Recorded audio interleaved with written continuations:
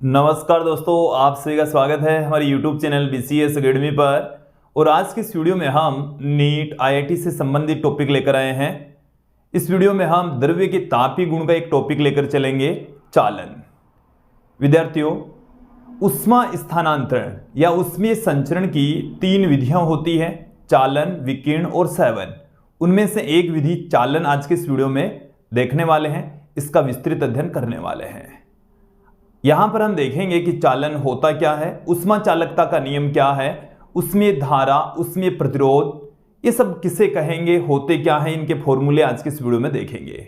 साथ में हम चर्चा करेंगे कि जब 2 या 2 से अधिक उष्मीय चालकों को श्रेणी क्रम या समांतर क्रम में संयोजित कर देते हैं तो उनका तुल्य प्रतिरोध और तुल्य उष्मा चालकता गुणांक क्या क्या होंगे।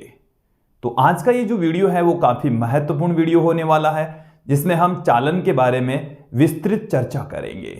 साथ में इन पर आधारित न्यूमेरिकल क्वेश्चंस भी आज के इस वीडियो में सोल्व करने वाले हैं, समझने वाले हैं। विद्यार्थियों, यदि आप हमारे YouTube चैनल पर नए हैं तो चैनल को सब्सक्राइब कर लीजिए, साथ में बेल आइकन भी दबा दीजिए ताकि आपको आगे की वीडियोज की नोटिफिकेशन मिलती रहे। अब मैं इस वीडियो को स्टार्ट करता हूं। सबसे पहले हम बात करेंगे उष्मा स्थानांतरण। हम ये जानते हैं कि उष्मा ऊर्जा का ही एक रूप होता है। तो उष्मा स्थानांतरण का अर्थ भी यही है कि उच्च ताप से ऊर्जा का निम्न ताप की ओर प्रवाहित होना, उसी को हम क्या कहते हैं, उष्मा स्थानांतरण।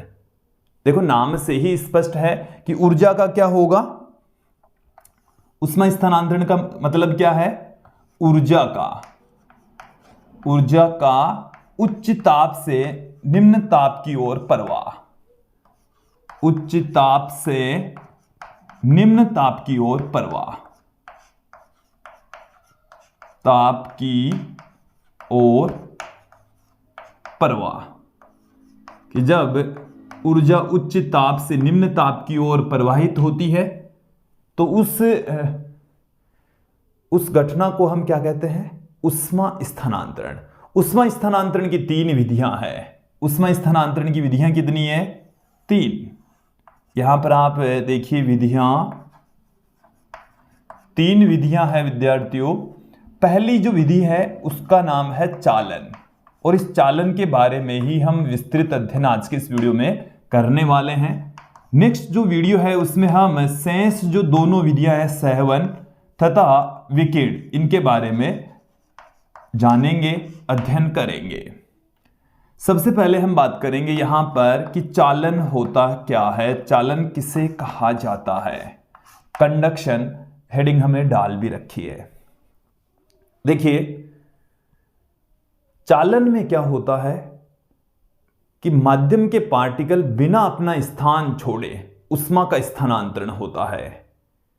तो उष्मीय संचरण की ऐसी विधि जिसमें माध्यम के कण बिना अपना स्थान छोड़े यदि उष्मा का स्थानांतरण हो तो उस विधि को हम क्या कहते हैं, चालन कहते हैं। क्लियर। देखिए, इसमें माध्यम के कण खुद पार्टिकल हैं, गति करेंगे, और विकिरण के लिए माध्यम के पार्टिकल्स की आवश्यकता भी नहीं होती। तो चालन के लिए माध्यम की आवश्यकता तो होती है, लेकिन माध्यम के पार्टिकल खुद गति नहीं करते। क्लियर। एक बहुत धीमी प्रक्रिया होती है, अन्य की तुलना में क्या है, धीमी प्रोसेस होती है। बट इसमें जो माध्यम के पार्टिकल हैं वो खुद गति नहीं करते, कंपन गति करते हैं, स्थानांतरण गति नहीं करते। क्लियर। तो चालन किसे कहेंगे, उसमें संचरण की ऐसी विधि जिसमें माध्यम के कण बिना अपना स्थान छोड़े उष्मा का प्रवाह करते हैं, उष्मा का स्थानांतरण करते हैं, चालन कहलाती है। चलिए डेफिनेशन आपके सामने पुट कर देते हैं। उष्मा स्थानांतरण की ऐसी विधि, उष्मा स्थानांतरण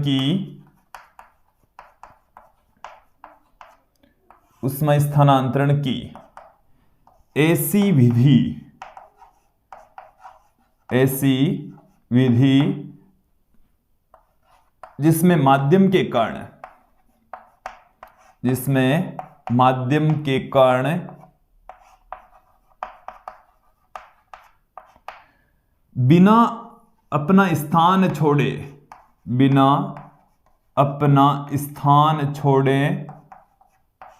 अपना स्थान नहीं छोड़ेंगे, बिना अपना स्थान छोड़ें उष्मा का प्रवाह कराएं।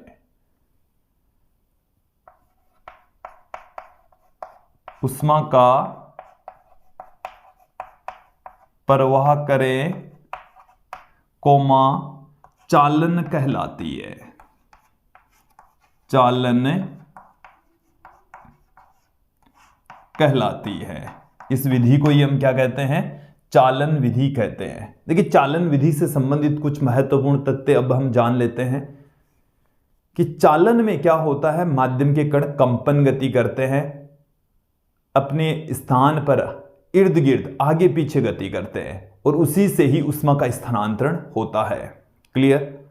दूसरा बिंदु क्या है कि चालन जो विधि है इसमें माध्यम की आवश्यकता होती है। किसकी जरूरत पड़ेगी? माध्यम की आवश्यकता पड़ेगी। तीसरा बिंदु क्या है कि जो चालन जो विधि है एक धीमी प्रक्रिया है। उष्मा का स्थानांतरण होता है बट एक धीमी प्रोसेस है, इससे उष्मा का स्थानांतरण बहुत धीमी गति से होता है। क्लियर?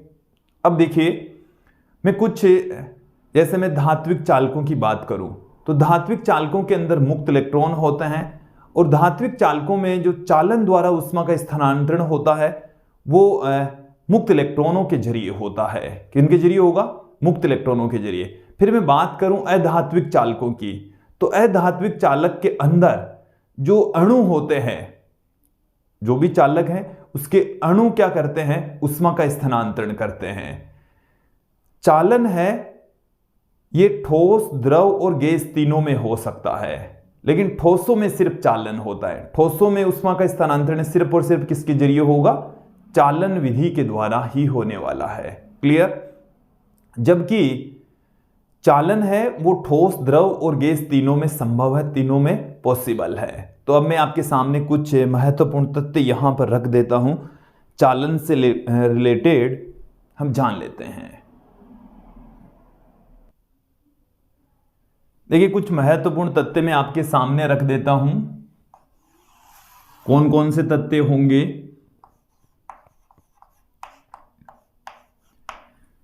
देखिए, इसमें माध्यम के कण गति नहीं करते, तो फिर क्या करते हैं? माध्यम के कण कंपन करते हैं। माध्यम के कण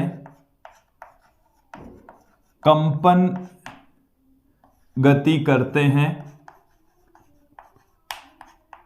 माध्यम के कण कौन सी गति करते हैं? कंपन गति करेंगे, स्थानांतरण गति नहीं करेंगे। स्थानांतरण गति नहीं करते। क्लियर? स्थानांतरण गति यहां पर नहीं होगी। दूसरा तथ्य क्या है कि जो उष्मा संचरण की ये जो विधि है, चालन विधि, एक धीमी विधि है। यह एक धीमी प्रक्रिया होती है। कैसी प्रक्रिया है? धीमी प्रक्रिया है। अगला बिंदु क्या है? चालन के लिए माध्यम की आवश्यकता होती है। चालन के लिए माध्यम की आवश्यकता होती है।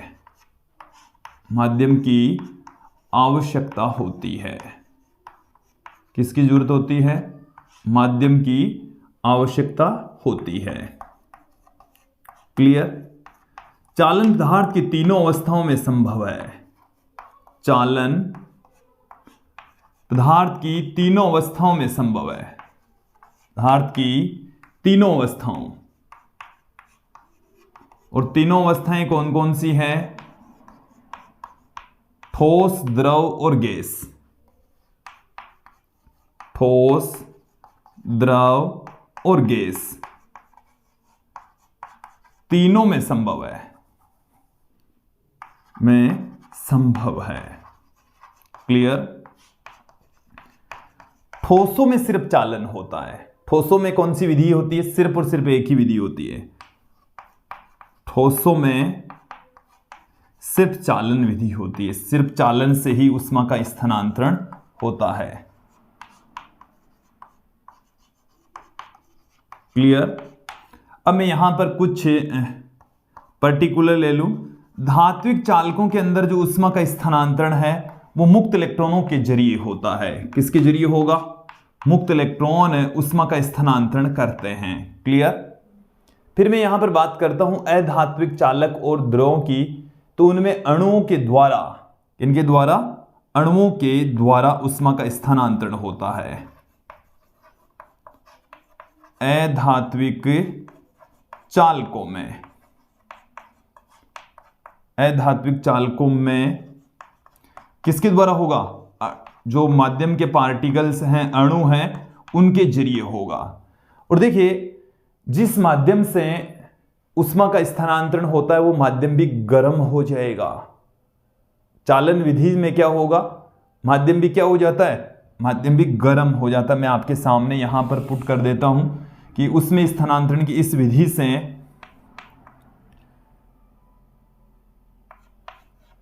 माध्यम भी क्या हो जाता है? माध्यम गर्म हो जाएगा। माध्यम क्या हो जाएगा? गर्म हो जाएगा। विद्यार्थियों देखिए, ये कुछ इनसे रिलेटेड महत्वपूर्ण तथ्य थे और मुझे उम्मीद है यहां तक आपको अच्छे से समझ में आ गया होगा। अब मैं बात करता हूं यहां पर उष्मा चालकता की। देखिए, चालकता का मतलब क्या है? एक बार इन सबको यहां से हटाकर उष्मा चालकता के नियम का आधार तैयार करते हैं। अब यहां पर हम बात करेंगे उष्मा चालकता का नियम। देखिए, उष्मा चालकता होती क्या है?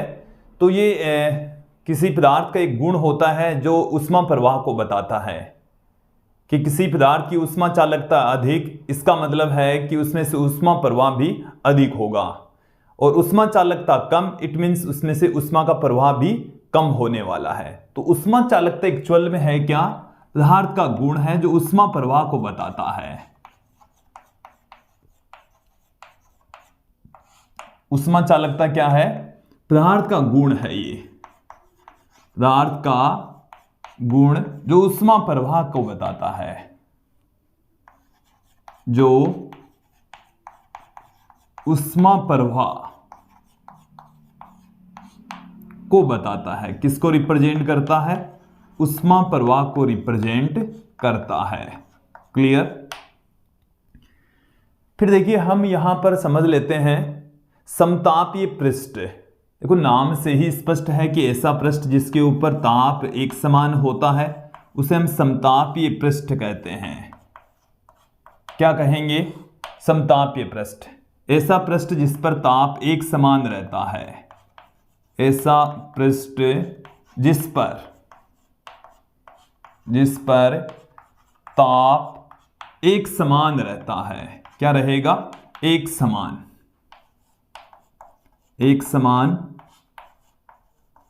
रहता है, समतापीय पृष्ठ कहलाते हैं। क्या कहलाएंगे? समतापीय पृष्ठ। अब हम थोड़ा सा आगे चलते हैं, बात करेंगे यहां पर ताप प्रवणता। देखिए, ताप प्रवणता क्या है? प्रवणता का मतलब होता है ढाल। दूरी के साथ में ताप में परिवर्तन ताप प्रवणता कहलाता है। दूरी के साथ ताप में परिवर्तन, ताप में परिवर्तन क्या कहलाएगा? ताप प्रवणता कहलाता है। क्लियर। जैसे मैं यहां पर एक एग्जाम्पल के तौर पर, ये हमारे पास में जैसे एक चालक छड़ है और इस चालक छड़ का जो अनुप्रस्थ काट क्षेत्रफल है वो a है और यहां से ऊष्मा दी जा रही है। यहां से क्या दी जा रही है? ऊष्मा दी जा रही है। इधर का जो टेम्परेचर है वो उच्च है, θ1 कंसीडर कर लेते हैं। इस बिंदु का टेम्परेचर हम θ2 कंसीडर कर लेते हैं। शेष जो ऊष्मा है वो इधर से बाहर निकल रही है। इसकी लंबाई L है। यहां तक आपको क्लियर हो जाना चाहिए, स्पष्ट हो जाना चाहिए। ये जो छड़ है हमारे पास में, जो पदार्थ है, ये बहुत सारे समतापीय पृष्ठों से मिलकर बना हुआ है। यहां पर मैं कंसीडर कर लेता हूं कि ये हमारे पास में एक समतापीय पृष्ठ है। कैसा पृष्ठ है? एक समतापीय पृष्ठ है। जस्ट इसके पास में ही, बिल्कुल पास में ही एक अन्य समतापीय पृष्ठ हम और ले लेते हैं। देखिए, इस समतापीय पृष्ठ का टेम्परेचर मैं थीटा कंसीडर कर लेता हूं और यहां से ये जो दूसरा वाला समतापीय पृष्ठ है वो डेल्टा अक्स दूरी पर है। कितनी दूरी पर है? डेल्टा अक्स। तो जैसे जैसे हम इधर चलेंगे तो टेम्परेचर डिक्रीज होता चला जाएगा, टेम्परेचर घटता चला जाएगा। तो यहां पर इसका टेम्परेचर डेल्टा अक्ष दूरी आगे जो समतापीय पृष्ठ है उसके ऊपर थीटा माइनस डेल्टा थीटा हो जाएगा। तो देखिए ताप प्रवणता यहां पर क्या होने वाली है, ताप प्रवणता, इस डायग्राम के अकॉर्डिंग जो ताप प्रवणता है वो है ताप में दूरी के साथ में परिवर्तन। तो delta x upon delta theta upon delta x, दूरी के साथ में ताप में परिवर्तन है, ताप प्रवणता कहलाता है। क्लियर। अब देखिए इसके पश्चात यदि ताप पतन एक समान हो, ताप पतन यदि पूरी छड़ के ऊपर यदि एक समान है तो इस फॉर्मूले को विभव प्रवणता ताप प्रवणता को हम क्या लिख सकते हैं, देखिए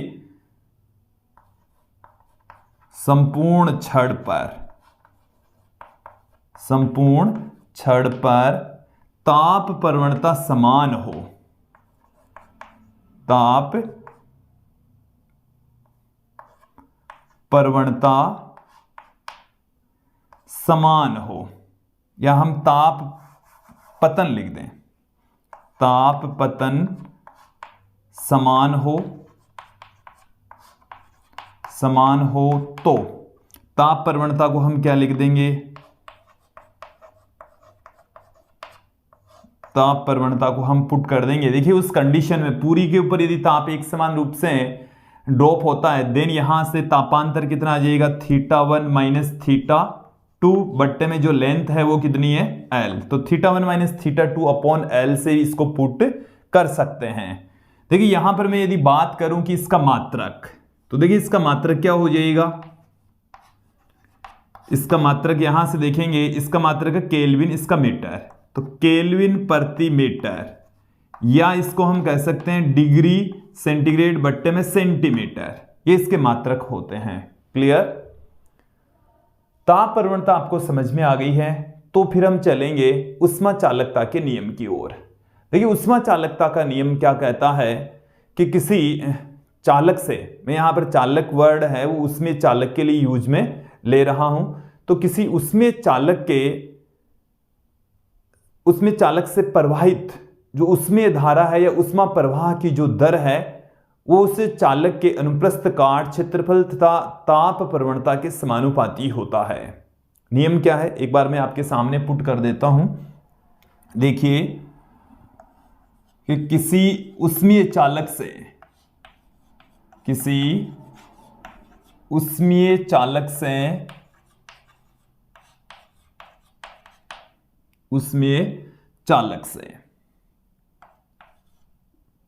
उष्मा प्रवाह की दर, उष्मा प्रवाह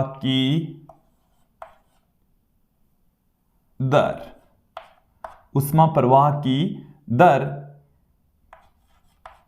चालक के अनुप्रस्थ काट क्षेत्रफल, चालक के अनुप्रस्थ काट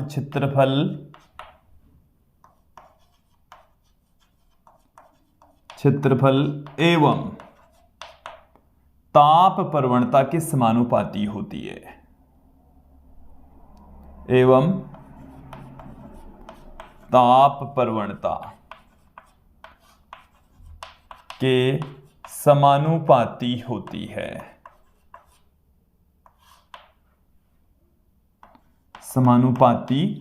है, तो यहां तक आपको समझ में आ जाना चाहिए। उष्मा प्रवाह की दर को हम डेल्टा क्यू अपॉन में डेल्टा टी से पुट कर सकते हैं, ये समानुपाती होती है ए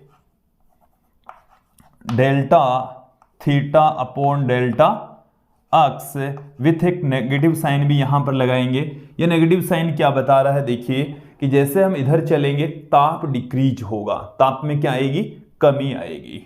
तो यहां से हम इसको क्या लिख सकते हैं, देखिए डेल्टा क्यू अपॉन में delta T equal to minus में K A delta theta upon delta x, ऐसे लिख सकते हैं। ताप पतन एक समान हो तो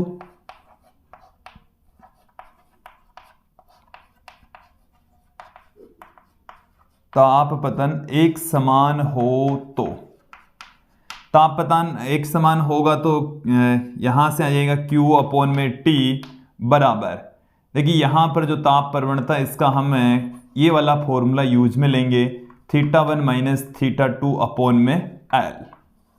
क्लियर?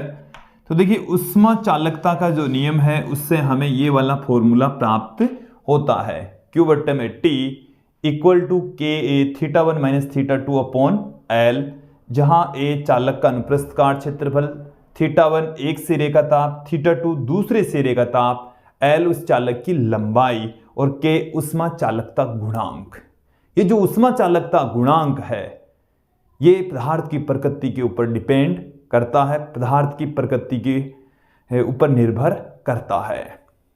तो अब मैं देखिए केस से रिलेटेड कुछ महत्वपूर्ण बिंदु आपके सामने पुट कर देता हूं। क्या है, देखिए एक बार इन सबको मैं यहां से हटाता हूं, फिर उष्मा चालकता गुणांक से संबंधित कुछ महत्वपूर्ण बिंदु आपके सामने रख देते हैं। के क्या है, उष्मा चालकता गुणांक। के क्या चीज है, उष्मा चालकता गुणांक है। उष्मा चालकता गुणांक। क्लियर? फिर देखिए के का मान किस पर डिपेंड करता है, के का मान पदार्थ की प्रकृति पर निर्भर करता है, पदार्थ की प्रकृति पर डिपेंड करता है, निर्भर करता है। क्लियर? के की वैल्यू किस पर डिपेंड करेगी, पदार्थ की प्रकृति पर निर्भर करेगी। अगला बिंदु देखें आप, के क्या बताता है, के उष्मा चालन की क्षमता को बताता है, उष्मा चालन की क्षमता, उष्मा चालन की क्षमता को बताता है। के का मान जितना ज्यादा उस पदार्थ में से उष्मा प्रवाह या उष्मा चालन की क्षमता उतनी ही ज्यादा होगी। क्लियर? देखिए जिन पदार्थों के लिए उस के का मान एक से काफी बड़ा होता है, एक से बड़ा है, इसका मतलब है कि पदार्थों को हम उष्मीय चालक कहेंगे। पदार्थ क्या कहलाएंगे, उष्मीय चालक। उन पदार्थों को क्या कहा जाएगा, उष्मीय चालक कहा जाएगा। क्लियर? तो वे पदार्थ जिनके लिए उष्मा चालकता गुणांक एक से काफी बड़ा है तो उन पदार्थों को हम उष्मीय चालक कहेंगे। और जिन पदार्थों के लिए के का मान 0 होता है उनको हम कहते हैं उष्मीय कुचालक। उष्मीय कुचालक, उनमें से उष्मा का प्रवाह नहीं होता, उष्मीय कुचालक कहलाते हैं। क्लियर? यहां पर हम बात करते हैं के मात्रक और विमा की। यह भी एक महत्वपूर्ण बिंदु है। के का मात्रक क्या हो जाएगा, देखिए यहां से के बराबर में क्या पुट कर दूं, के बराबर हम पुट कर देंगे Q बट्टे में T इंटू में L ऊपर चला जाएगा और A θ1 माइनस θ2 बट्टे में पढ़ाई है। देखिए Q का जो मान है, Q है ये उष्मा है और उष्मा बट्टे में समय है ये, जिसका मात्रक वाट होता है। इसका मात्रक क्या होगा, वाट। इसका मात्रक वाट हो गया। देखिए इसका मात्रक मीटर स्क्वायर, इसका मीटर, तो मीटर से मीटर कैंसिल हो गया, तो वाट प्रति मीटर इंटू ये आ गया केल्विन, ये इसका मात्रक आ गया। या क्या हो सकता है, वाट के स्थान पर हम जूल भी यूज में ले सकते हैं, तो जूल प्रति second metre into kelvin, joule प्रति सेकंड मीटर इंटू केल्विन। या इसको हम क्या कर दें, या कैलोरी, कैलोरी में यूज में लें, तब इसकी जगह हम सेंटीमीटर, इसकी जगह सेकंड और इसकी जगह डिग्री सेंटीग्रेड, ये हम यूज में ले लेंगे। इसका मात्रक इस तरीके से भी हम पुट कर सकते हैं। बात करता हूं यहां पर के की विमा, के की विमा, तो इस फॉर्मूले के अकॉर्डिंग या मात्रक के अकॉर्डिंग आप पुट कर दो। जूल के अकॉर्डिंग तो क्या हो जाएगी विमा, m1L2T-2। फिर ये सेकंड के अकॉर्डिंग एक T1 आ गया यहाँ पर, मीटर के अकॉर्डिंग एक L1 आ गया, केल्विन के स्थान पर θ1 आ गया। देन फाइनली जो इसकी विमा है वो क्या निकल कर आएगी, m1L1T-3 θ-1, m1L1T-3 θ-1। क्लियर, समझ में आ जाना चाहिए, क्लियर हो जाना चाहिए, स्पष्ट हो जाना चाहिए। उष्मा चालकता गुणांक के बारे में हमने महत्वपूर्ण जानकारी आपको शेयर कर दी है। अब हम थोड़ा सा और आगे बढ़ते हैं। अब यहां पर मैं बात करूंगा उष्मीय धारा और उष्मीय प्रतिरोध के बारे में। उष्मीय प्रतिरोध क्या है, उष्मीय धारा क्या है। तो देखिए, एक तरीके से जो उष्मीय धारा है वो है उष्मा प्रवाह की दर। उसका फॉर्मूला आपके सामने ही पड़ा है, तो इसमें कोई बहुत बड़ा इश्यू नहीं है, आराम से समझ में आ जाएगा। देखो ये रहा Q/T, यह है उष्मीय धारा, उष्मीय धारा जिसको H से पुट करते हैं। डेफिनेशन क्या है, उष्मा प्रवाह की दर। उष्मा प्रवाह की दर ही क्या कहलाती है, उष्मीय धारा। जैसे हम विद्युत धारा पढ़ते हैं उसमें आवेश प्रवाह की दर होती है, यहां पर उष्मा प्रवाह की दर होती है। तो देखिए, उष्मा प्रवाह की दर क्या कहलाती है, उष्मा प्रवाह की दर। उष्मा प्रवाह की दर उष्मीय धारा कहलाती है, उष्मीय धारा कहलाती है। ठीक है, अब यहां पर आप ध्यान दें, उष्मीय धारा को ऐसे पुट करें जो कि Q/T के इक्वल होती है। Q/T किसके इक्वल होता है, KA θ1 माइनस θ2/L के इक्वल भी होती है। तो ये हमारे पास में आ चुका है उष्मीय धारा का सूत्र, फॉर्मूला। क्लियर। मैं बात करता हूं उष्मीय प्रतिरोध। तो उष्मीय प्रतिरोध क्या है, उष्मीय धारा के मार्ग में उत्पन्न बाधा, रुकावट, व्यवधान। और उष्मीय प्रतिरोध है वो तापांतर तथा उष्मीय धारा के अनुपात से लिखा जाता है। चलिए देखेंगे उष्मीय प्रतिरोध क्या होगा।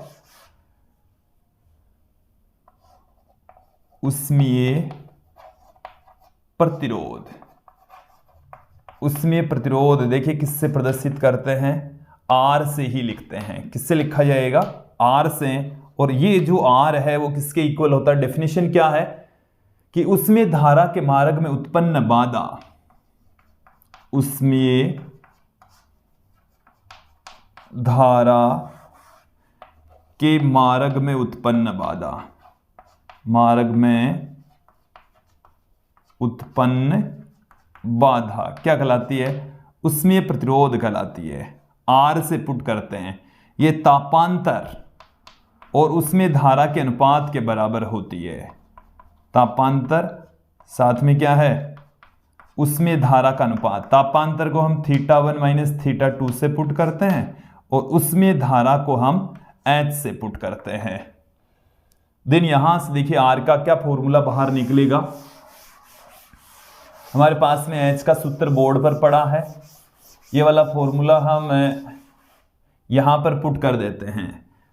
जिस तरीके से हम विद्युत धारा, विद्युत विभवांतर और विद्युत प्रतिरोध पढ़ते हैं, ठीक सिमिलर तरीके से यहाँ पर उष्मीय प्रतिरोध, उष्मीय धारा और तापांतर है। क्लियर। तो देखिए हमने क्या है, कक्षा 10 में आपने पढ़ा होगा या कक्षा 12 में आपने पढ़ा होगा कि विद्युत प्रतिरोध बराबर होता है विभवांतर बट्टे में धारा। तो यहाँ पर विभवांतर के स्थान पर आ गया है तापांतर, धारा के स्थान पर आ गया है उष्मीय धारा। चलिए, तो यहां से एक फॉर्मूला बाहर निकलता है, R बराबर θ1 माइनस में θ2 बट्टे में ये हमारे पास में उष्मीय धारा H। उष्मीय धारा का मान कितना है, ये रहा KA θ1 माइनस में θ2 बट्टे में L। तो यहां से सब कुछ कट जाएगा, ये कट जाएगा, θ1 माइनस θ2 L बट्टे में KA शेष रह जाएगा। ये आ गया हमारे पास में फॉर्मूला। क्लियर। देखिए मैं विद्युत प्रतिरोध की बात करूं, इसको कंपेयर करें हम विद्युत प्रतिरोध से, तो विद्युत प्रतिरोध का आप ये फॉर्मूला जानते हैं, रो L अपॉन में A। ये L है वो चालक की लंबाई, A उसका अनुप्रस्थ काट क्षेत्रफल और रो उसकी प्रतिरोधकता। इसके स्थान पर यदि हम क्या यूज में लें, सिग्मा यूज में लें, क्या यूज में ले लें, सिग्मा, इसको हम विद्युत चालकता कहते हैं। तो ये और ये रिलेशन सिमिलर है, यहां पर विद्युत चालकता, ये उष्मा चालकता। तो R बराबर क्या आ गया, L अपॉन में KA, L अपॉन में KA हमारे पास में विद्युत प्रतिरोध का सूत्र आ गया है, फॉर्मूला आ गया है। और यहां से इसका मात्रक विमा आप आराम से इजी वे में पुट कर सकते हैं, कहीं कोई दिक्कत नहीं है। क्लियर। देर तो यहां तक आपको समझ में आ जाना चाहिए। चलिए इसके मात्रक विमा हम देख लेते हैं, फिर हम उष्मा चालकता के कुछ अनुप्रयोग यहां पर लेकर चलेंगे। देखिए ये हमारे पास में यहां पर फॉर्मूला पड़ा है, इस फॉर्मूले के अकॉर्डिंग R का मात्रक मैं आपके सामने रख देता हूं। तो देखिए R का मात्रक इसके अकॉर्डिंग तो क्या हो गया, ये तो केल्विन हो गया। ये H क्या है, H यहां पर उसमें धारा है, तो केल्विन प्रति वाट कह सकते हैं, या केल्विन प्रति जूल प्रति सेकंड, तो सेकंड ऊपर चला जाएगा। या इसका मात्रक आप यूज में ले सकते हैं डिग्री सेंटीग्रेड इंटू सेकेंड बट्टे में कैलोरी भी यूज में ले सकते हैं। क्लियर। R की विमा भी आप देख लीजिए, R की विमा क्या हो जाएगी, फॉर्मूले के अकॉर्डिंग ये देख लीजिए, यहां से θ1, यहां से T1, यहां से हमारे पास में आ गई है M1 L2 T-2, then finally जो विमा है वो क्या निकल कर आएगी, M-1 L-2 T3 θ1। ये इसकी विमा आ गई है, कैपिटल R की विमा, विद्युत प्रतिरोध की विमा। अब हम थोड़ा सा आगे बढ़ते हैं, बात करेंगे यहां पर उष्मा चालकता के कुछ उदाहरण अपने दैनिक जीवन में उपयोग।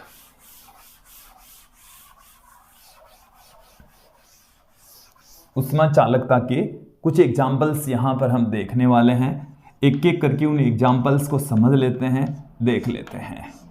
पहला ही जो एग्जाम्पल है वो क्या है कि हम बहुत सारे जो उपकरण है हमारे रसोई घर में काम में आने वाले, जिनसे हम खाना बनाते हैं, पकाते हैं, तो उनका जो हत्था होता है वो कुचालक पदार्थ का बना होता है।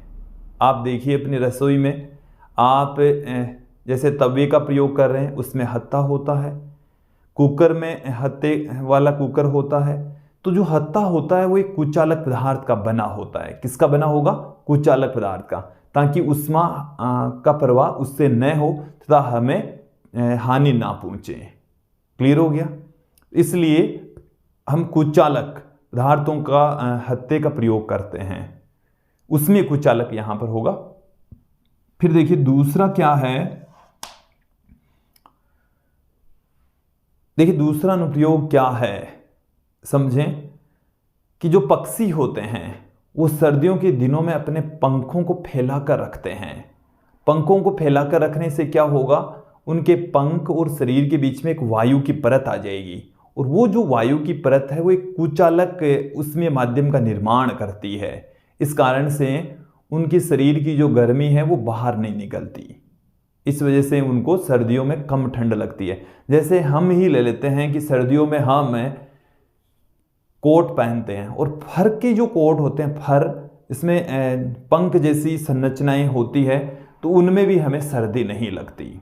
उसके पीछे रीजन क्या है कि विद्यार्थियों हम आपको बता दें कि हमें सर्दी क्यों लगती है।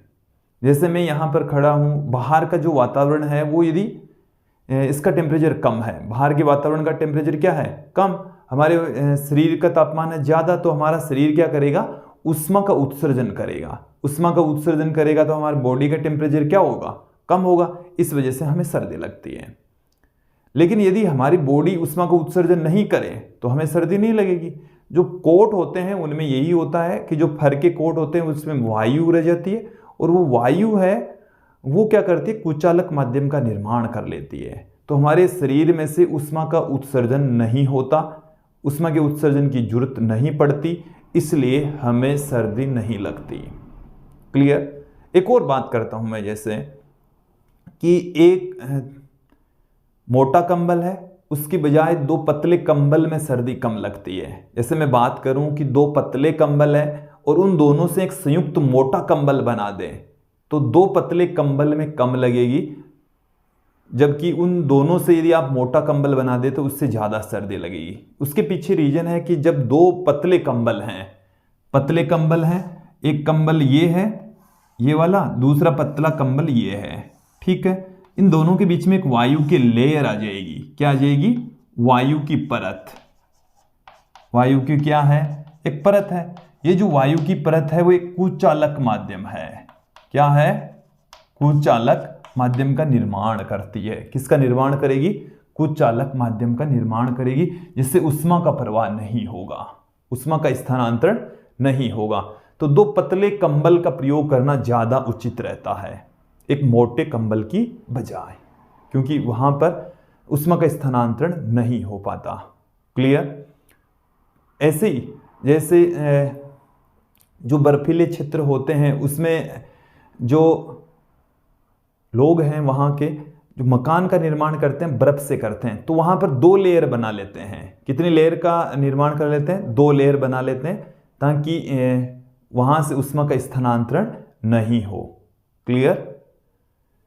देखिए ये तो थे कुछ उष्मा चालकता से रिलेटेड महत्वपूर्ण एग्जाम्पल। अब हम आपके सामने एक और नियम, विडमैन फ्रेंच का नियम हम रख देते हैं। विडमैन फ्रेंच का नियम क्या है समझें। देखिए विडमैन फ्रेंच ये कहता है कि उष्मा चालकता, उष्मीय चालकता तथा विद्युत चालकता का जो अनुपात है वो नियत रहता है। उष्मीय चालकता तथा विद्युत चालकता का जो अनुपात है वो क्या रहता है, नियम का एक है विडमैन फ्रेंच का नियम।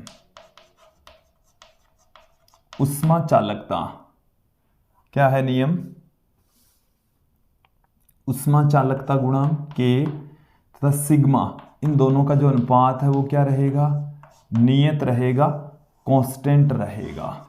क्लियर। देखो इसका मतलब क्या हुआ है कि जिस पदार्थ के लिए उष्मा चालकता अधिक होगी उसके लिए विद्युत चालकता भी अधिक होगी। इसका मतलब ये हुआ है कि जो पदार्थ उसमें चालक होते हैं वो विद्युत के चालक भी होते हैं। जैसे मैं बात करूं चांदी की तो वो विद्युत की चालक होती है, तो वो उष्मा की भी एक अच्छी चालक होगी। क्लियर। और जैसे तांबे की बात करें, सोना चांदी तांबे जो भी धात्विक चालक होते हैं वो उष्मा तथा विद्युत दोनों के ही चालक होते हैं। तो यह है विडमैन फ्रेंच का नियम कि जो पदार्थ उष्मा के चालक होंगे वो विद्युत के भी चालक होने वाले हैं। क्लियर। अब मैं यहाँ पर लेकर चलूँगा, हम धात्विक छड़ लेकर चलेंगे। छड़ों का हम श्रेणी क्रम तथा समांतर क्रम संयोजन समझेंगे, एक एक करके समझ लेते हैं।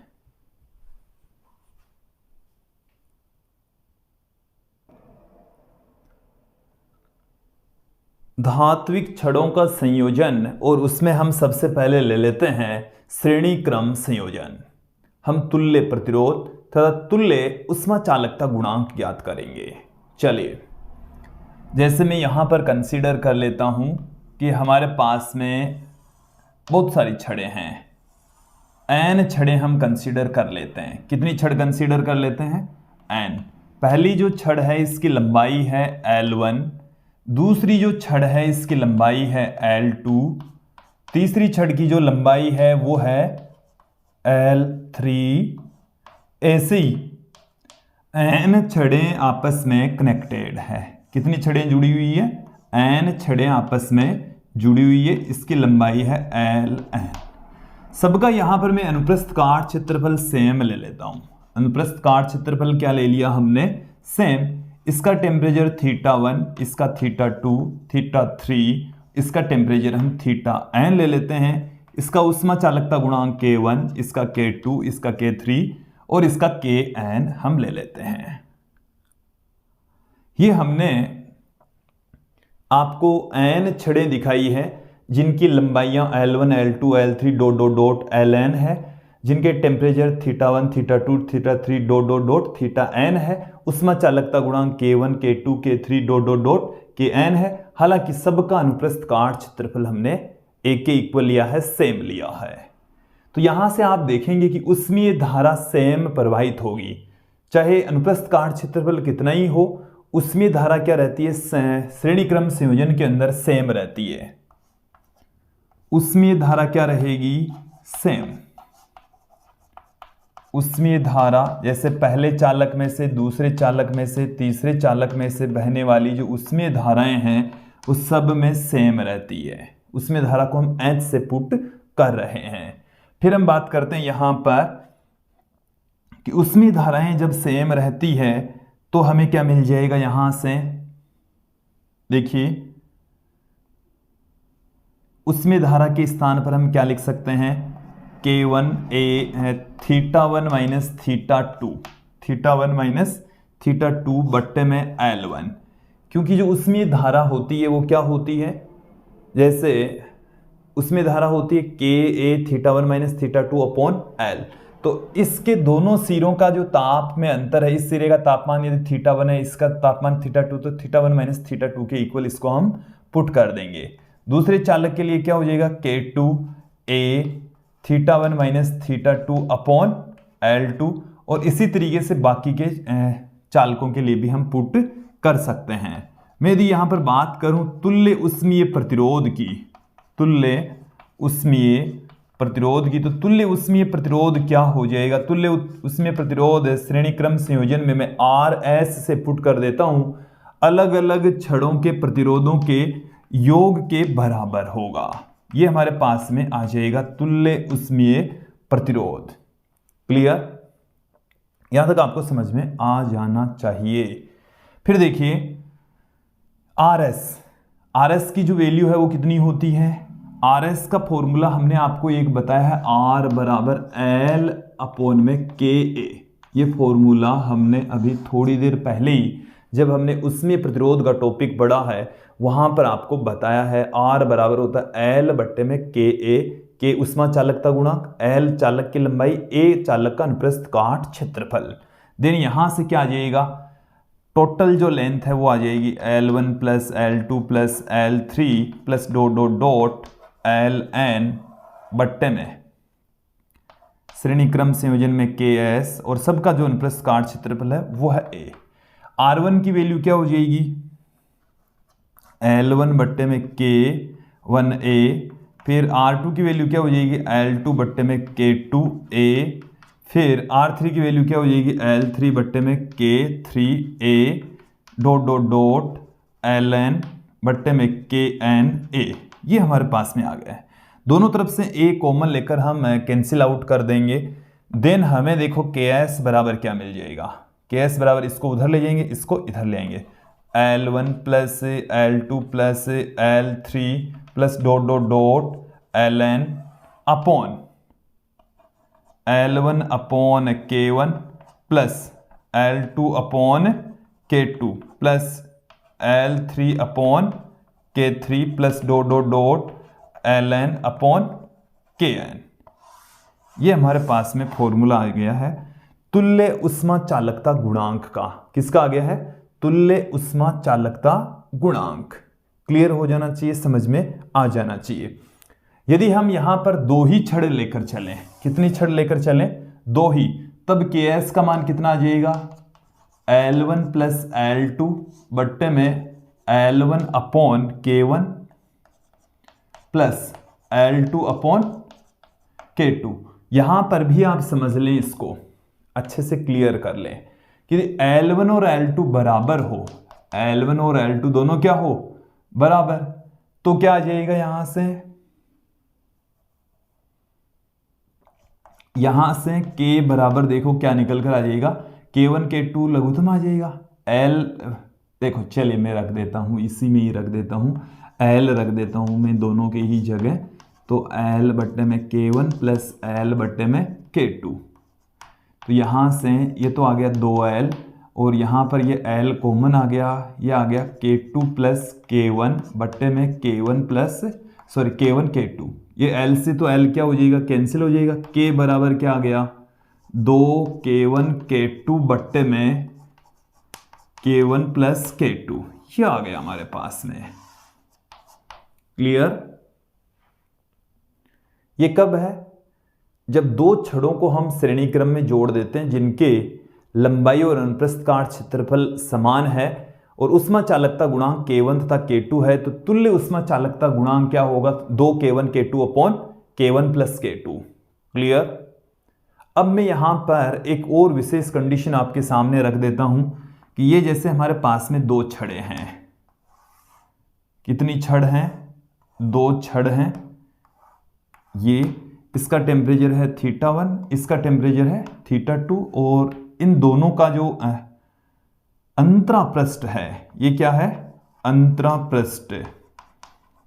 एग्जाम में अंतरापृष्ठ का ताप पूछा जाता है। क्या पूछा जाता है, अंतरापृष्ठ का ताप। यदि इसकी लंबाई L1, इसकी लंबाई कितनी है L2, दोनों में से उसमें धारा सेम बहेगी, उसमें धारा क्या होगी, सेम प्रवाहित होगी। तो एक यहां से फॉर्मूला बाहर निकलेगा विद्यार्थियों, वो भी काफी महत्वपूर्ण फॉर्मूला है, उन पर आधारित भी क्वेश्चंस पूछे जाते हैं। उसमें धारा दोनों में ही क्या होगी, सेम बहेगी, क्योंकि दोनों ही कौन से क्रम में है, श्रेणी क्रम में है। तो देखिए क्या है, उसमें धारा H1 बराबर H2, देन क्या आ जाएगा, K1A θ1 minus theta upon L1, क्योंकि इसमें से बहने वाली उसमें धारा क्या होगी, KA तापांतर बट्टे में लंबाई, ये बराबर होगा K2A θ माइनस θ2 बट्टे में L2, ये होगा। क्लियर? और अनुप्रस्थ काट क्षेत्रफल भी आप अलग अलग ले सकते हैं, वो भी कोई दिक्कत नहीं है, बट यहां पर मैंने अनुप्रस्थ काट क्षेत्रफल एक बार तो मैंने समान ही ले लिए, थीटा की वैल्यू निकाल ली है। तो देखो इन दोनों को क्रॉस मल्टीप्लाई करके फिर निकालते हैं, K1 L1, ऐसे तो एक कट गया, K1 L2, इधर इसको गुणा कर दिया तो K1 L2। चलिए एक बार ऐसे रखता हूं मैं, फिर करता हूं इसको सॉल्व, K1 θ1 बट्टे में L1, फिर माइनस में K1 बट्टे में L1 इंटू थीटा बराबर K2 थीटा बट्टे में L2, फिर माइनस में K2 θ2 बट्टे में L2।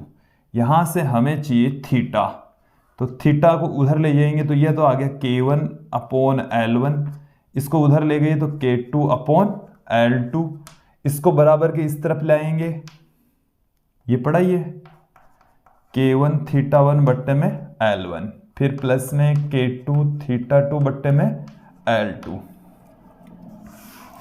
देखो क्या निकल कर आ रहा है, थीटा बराबर, यहां से इसको कैलकुलेट कर ले तो L2 इधर गुणा हो जाएगा, तो K1 θ1 L2, फिर प्लस में K2 θ2 L1, और यहां से इसका एलसीएम तो कैंसिल हो जाएगा, ये इधर गुणा हो जाएगा, K1 L2 plus K2 L1। ये हमारे पास में किसकी वैल्यू आ गई है, थीटा की वैल्यू प्राप्त हो गई है। ये जो दोनों चालक हैं इनके अंतरापृष्ठ का टेम्परेचर आ गया है, थीटा का मान आ गया है। तो ये आपको अच्छे से क्लियर हो जाना चाहिए, समझ में आ जाना चाहिए। अब मैं यहां पर बात करता हूं कि जब हम दो चालकों को या दो से अधिक चालकों को समांतर क्रम में जोड़ दें, कौन से क्रम में जोड़ दें, समांतर क्रम में जोड़ दें, संयोजित कर दें, देन हमें क्या मिलने वाला है। देखिए अब हम लेंगे समांतर क्रम संयोजन। श्रेणी क्रम संयोजन के पश्चात अब क्या लेकर चलेंगे, सेकंड पार्ट समांतर क्रम संयोजन। समांतर क्रम संयोजन के अंदर हम n चालक लेंगे जिनकी लंबाइयां सेम ले लेंगे। जैसे ये हमारे पास में इस तरीके से, ये पहला चालक है, इसका अनुप्रस्थ काट क्षेत्रफल A1 और इसका जो टेम्परेचर है वो भी मैं अलग ले लेता हूँ। यहाँ पर इस वाले सिरे का जो टेम्परेचर है वो θ1 और इस वाले सिरे का जो टेम्परेचर है वो कितना है θ2। इनके अनुप्रस्थ काट क्षेत्रफल हम लेकर चल रहे हैं अलग अलग। ये डॉट डॉट डॉट ऐसे ही चलता जाएगा, ठीक है। और एनवा जो चालक है इसका अनुप्रस्थ काट क्षेत्रफल an और इनकी उष्मा चालकता गुणांक K1 K2 K3 Kn और दोनों सिरों के एक सिरे का टेम्परेचर θ1 दूसरे का θ2 और सबकी लंबाई हम क्या लेकर चल रहे हैं L लेकर चल रहे हैं। क्लियर? ये समझ में आ जाना चाहिए, क्लियर हो जाना चाहिए।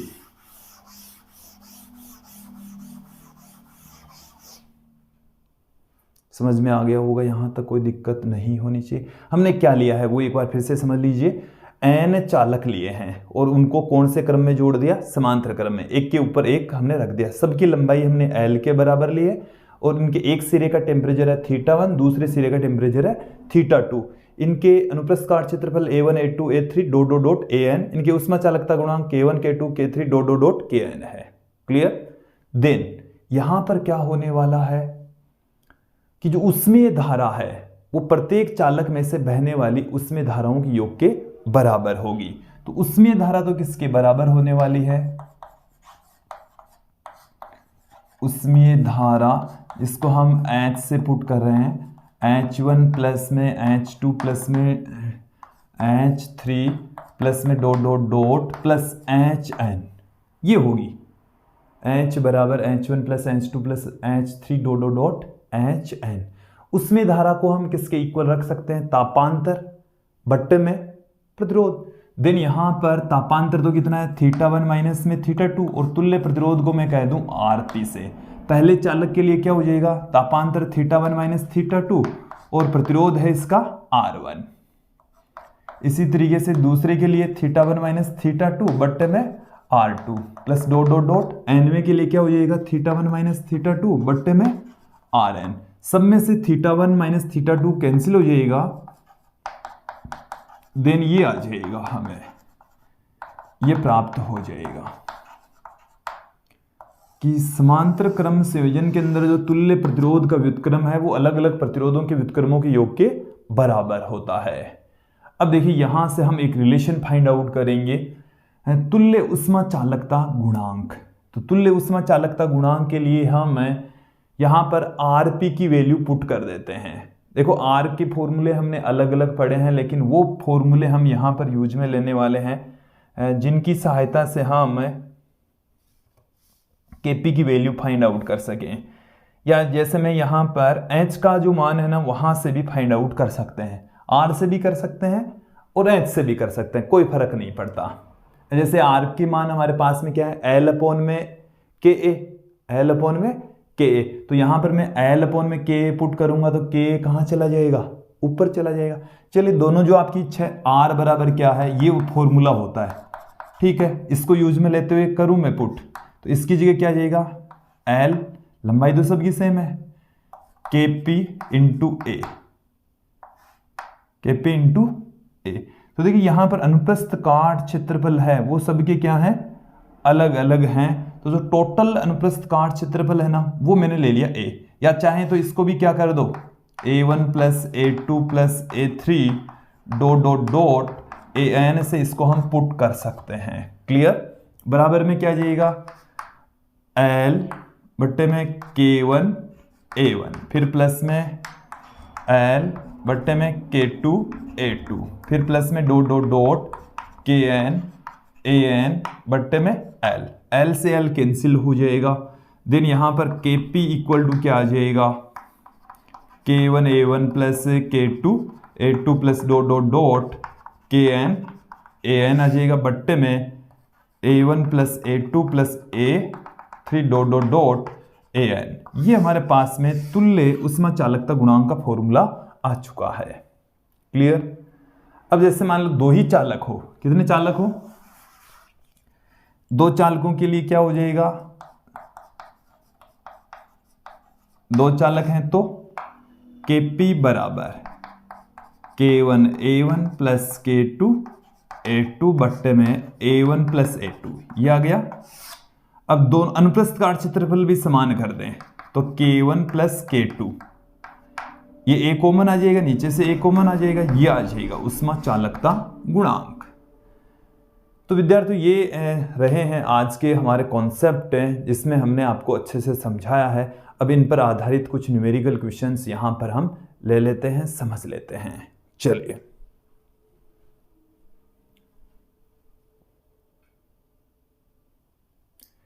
कुछ क्वेश्चंस अब हमारे सामने हैं, एक एक करके इनको सोल्व कर लेते हैं। सबसे पहले ये वाला क्वेश्चन देखिए, क्या है कि 2 मीटर लंबी छड़ की अनुप्रस्थ काट चित्रानुसार 2A व A है, इसके दोनों सिरे क्रमशः 100 डिग्री सेंटीग्रेड और 70 डिग्री सेंटीग्रेड पर है, तो बिंदु C का टेम्परेचर क्या होगा। डायग्राम देखें, 100 डिग्री सेंटीग्रेड, इसका 70 डिग्री सेंटीग्रेड टेम्परेचर है, इसका अनुप्रस्थ काट क्षेत्रफल 2A, इसका अनुप्रस्थ काट क्षेत्रफल A, इसकी लंबाई भी 1 मीटर, इसकी लंबाई भी 1 मीटर।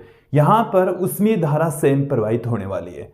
उष्मीय धारा सेम होगी तो उष्मीय धारा सेम होने का मतलब है H1 तथा H2 दोनों बराबर होंगे। H1 का मान क्या होता है, K1 A1 θ1 minus theta upon में L1, ये बराबर होगा K2 A2 theta minus theta 2K।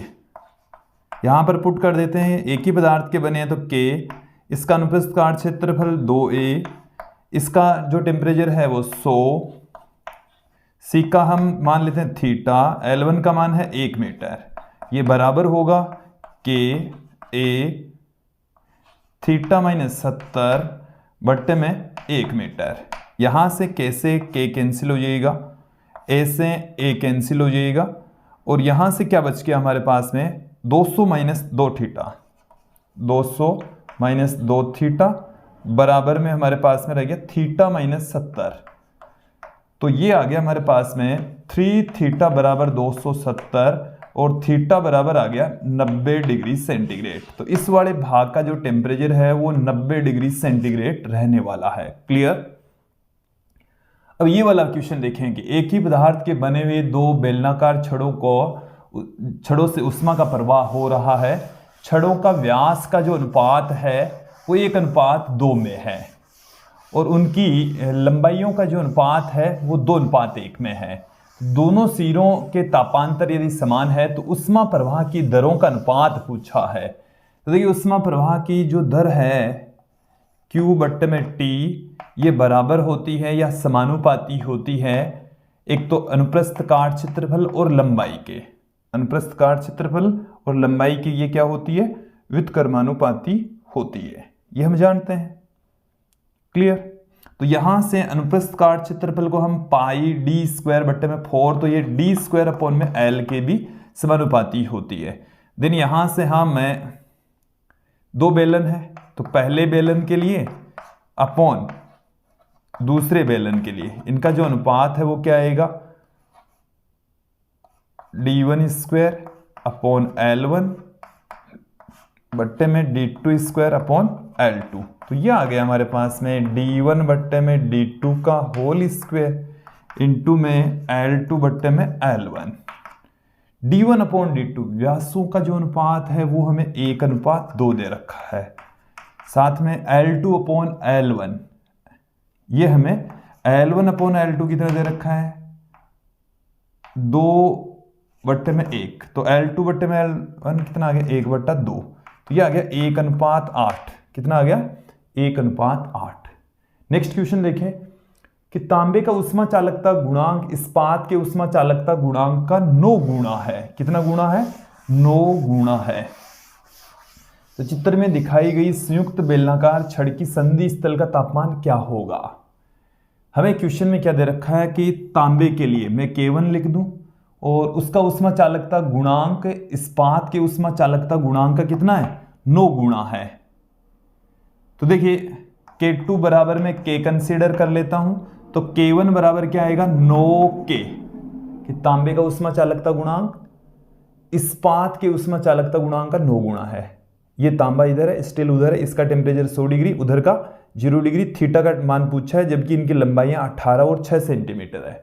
लंबाइयां कितनी है 18 और 6 सेंटीमीटर। मैंने आपको एक फॉर्मूला बताया था उभयनिष्ठ ताप का, K1 θ1 L2 plus K1 K2 θ2 L1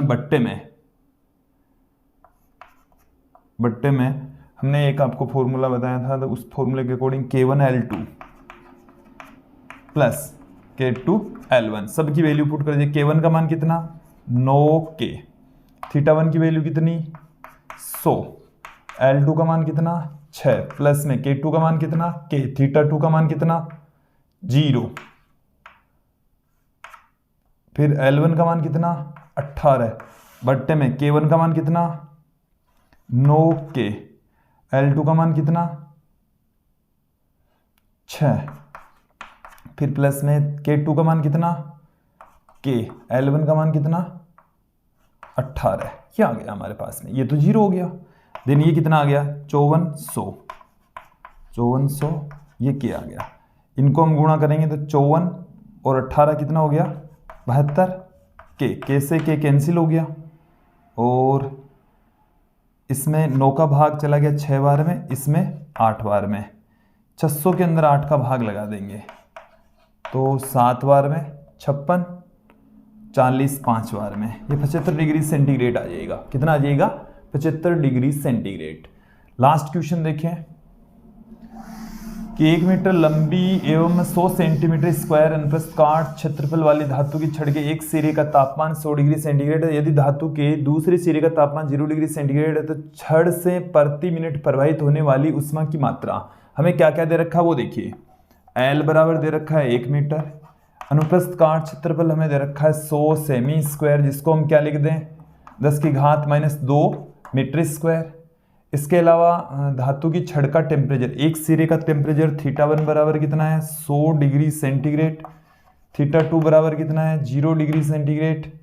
हमें पूछा उष्मा प्रवाह की दर Q/T पूछा है, जो कि K का मान हमें नहीं दे रखा है इस क्वेश्चन में। हमें क्या दे रखा है